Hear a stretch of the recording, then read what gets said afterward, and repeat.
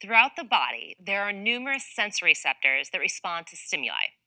Mechanoreceptors are the most important. These are the sensory neurons that detect physical changes in the body. The first to discuss are Golgi tendon organs, commonly shortened to GTOs.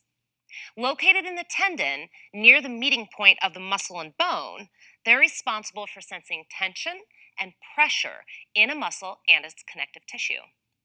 They serve as protective mechanisms for the body by forcing a muscle to relax when the tension becomes too high for it to handle. For example, when trying to lift something that's far too heavy, a muscle could potentially contract so much that it could tear away from the bone. But because of the GTO, that extreme tension is sensed and reported to the central nervous system, which then interprets and responds by sending a signal to inhibit the contraction and relax the muscle to avoid injury.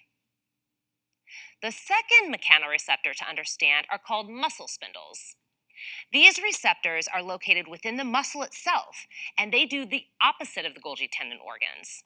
GTOs respond to tension during a contraction, and muscle spindles are responsible for sensing the length of a muscle as it's stretched and protecting it from coming apart. Imagine moving into a stretch that you weren't flexible enough to accomplish.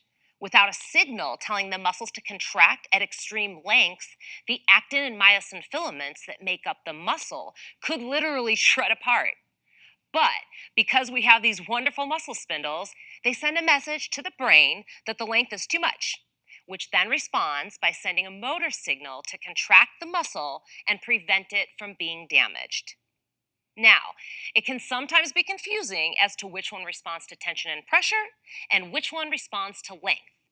A great way to remember the difference is to correlate the 10 TEN in tension with the 10 TEN in Golgi tendon organs. The final mechanoreceptor to discuss are joint receptors. Located in the joint capsules, they sense motion, acceleration, and deceleration of the joint. That's very easy to remember because of their straightforward name, and they protect the body by signaling the brain that a joint should not be put into a compromising position. All three mechanoreceptors work as a team in a continuous feedback loop, keeping muscles from contracting or lengthening to extremes and governing functional range of motion. This makes them highly important to understand later when discussing scientific principles of training flexibility.